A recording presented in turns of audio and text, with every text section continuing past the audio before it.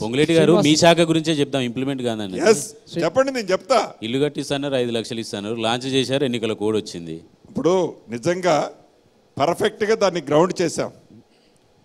ప్రతి నియోజకవర్గానికి 3500 ఇళ్ళు, 4,50,000 ఇళ్ళు సంవత్సరానికి, 21,500 కోట్లు ప్రాజెక్ట్. అది డెఫినెట్గా మీరు చూస్తారు కదా.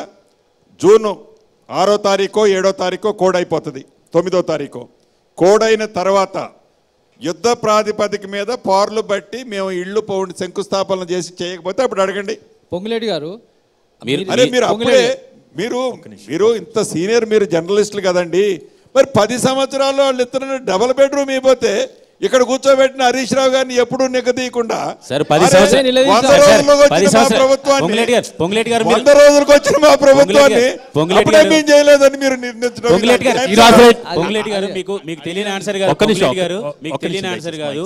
10 ఏళ్ళు డబుల్ బెడ్రూమ్ ఇవ్వకపోతే 11వ ఏడు వాళ్ళని తీసేసి మిమ్మల్ని కూర్చోబెట్టారు. మీకు అదే కోరుకుంటున్నారా? అంటే మా శ్రేయోభిలాషులకు మీరు అడగటంలో తప్పలేదు, చిత్తశుద్ధితో చేస్తామని చెప్తున్నా.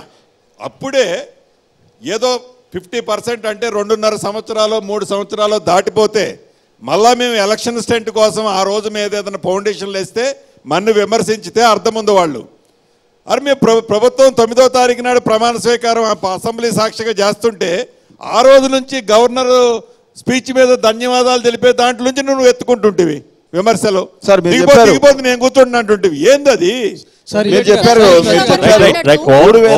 నియోజకవర్గానికి 3,500 ఇళ్ళు, మొత్తం రాష్ట్ర వ్యాప్తంగా 4.5 లక్ష 21,000 కోట్లు.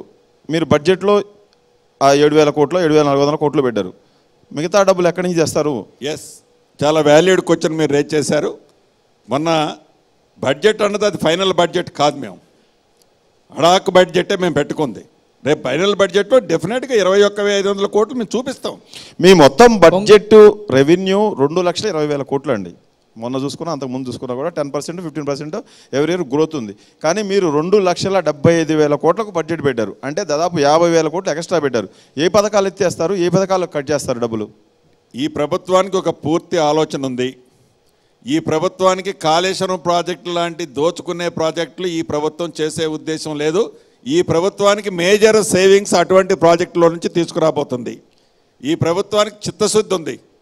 ప్రజలకు ఏదైతే అవసరం ఉందో అది చేయటానికే ఈ ప్రభుత్వం ఉందో తప్ప బడాబాబుల కోసమో ఇతరత్ర కోసమో ఇతరత్ర దానికోసమో ఈ ప్రభుత్వం ఏ కార్యక్రమం చేయదు.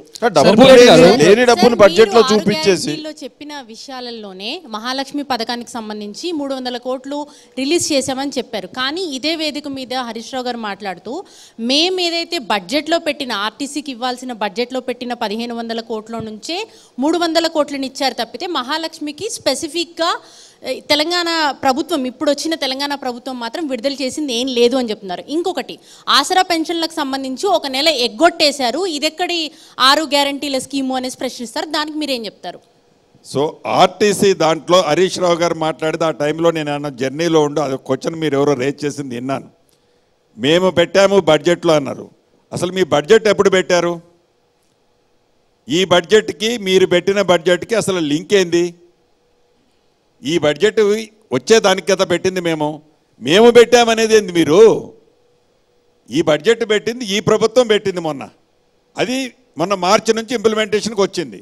మేము పెట్టింది మీరు ఇంప్లిమెంట్ చేస్తున్నారనేది తప్పు, ఫస్ట్ పాయింట్.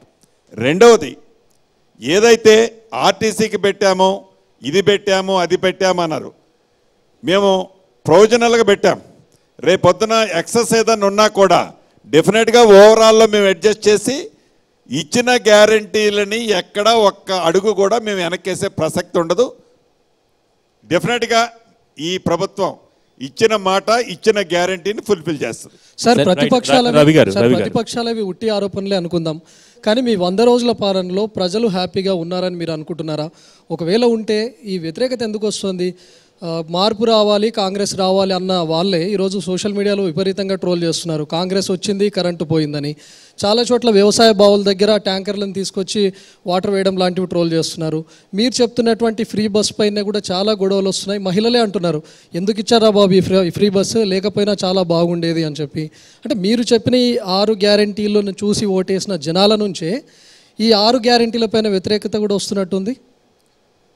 మీరు ఇందాక ఏదైతే అన్నారో